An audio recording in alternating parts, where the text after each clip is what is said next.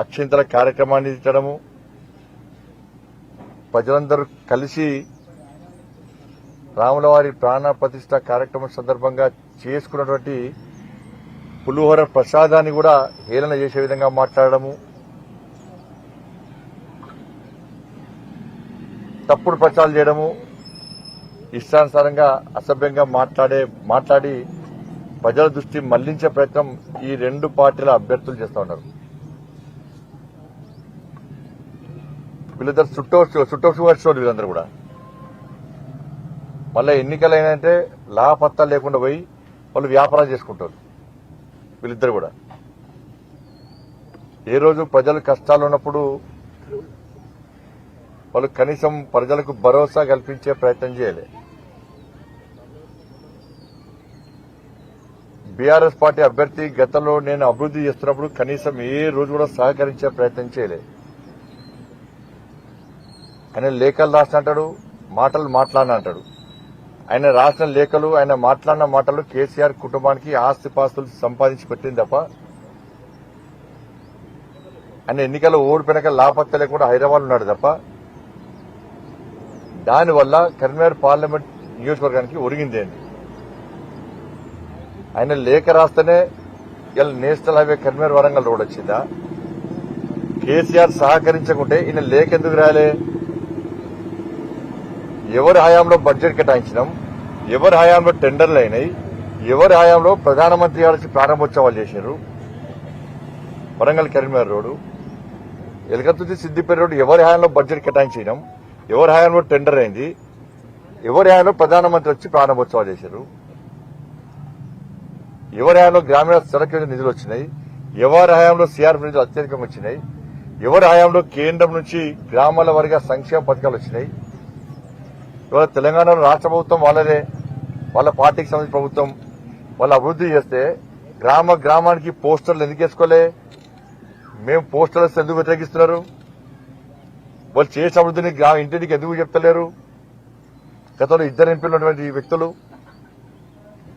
వీళ్ళు ఫక్త్ ఏం చేస్తారంటే మేము ఏం అభివృద్ధి చేయాలని చెప్పి తప్పుడు ప్రచారం చేస్తున్నారు. ప్రజలు నమ్మతలేరు. ఇప్పుడు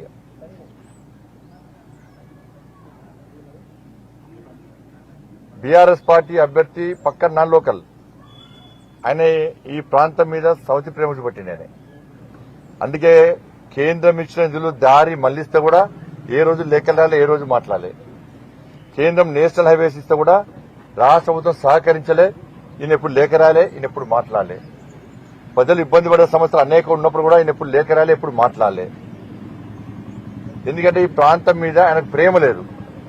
ఏదో ఎంపీ గెలవాలే, వాళ్ళ వ్యాపారాలు నడవాలి, ఇంకా వ్యాపారాలు చేసుకుని ఎక్కువ సంపాదించుకోవాలి, నేను బాగుపడాలి, కేసీఆర్ కుటుంబం బాగుపడాలి, భూములు కబ్జా చేయాలి, ఆస్తులు సంపాదించుకోవాలని చెప్పి ఆలోచన తప్ప ఆయనకి ఏ రోజు సోయలేదు.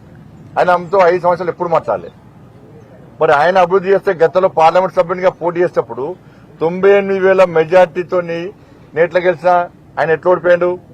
ఆ పార్లమెంట్ ఎన్నికల సందర్భంగా, గతంలో పార్లమెంట్ ఎన్నికల సందర్భంగా ఆయన చేసిన అభివృద్ధి అని చెప్పి ఎందుకు ప్రచారం చేసుకోలేకపోయాడు? ఈ నేషనల్ హైవేల గురించి ఎందుకు మాట్లాడలేకపోయాడు? ఆర్వీఓ గురించి ఎందుకు మాట్లాడలేకపోయాడు? గ్రామాల్లో రోడ్ల గురించి ఎందుకు మాట్లాడలేకపోయాడు? ఇప్పుడు కేసీఆర్ ఈ గ్రామానికి నిధులు ఇచ్చాను ఎందుకు చెప్పుకోలేకపోయాడు? ఏమి చేయలేదు కాబట్టి, ఏమి ఇయ్యలేదు కాబట్టి అని చెప్పుకోలేకపోయాడు. ఇలా రైతులు నష్టపోయారు, అకాల వర్షం నష్టపోయారు, లేక ఎందుకు రాలేనే?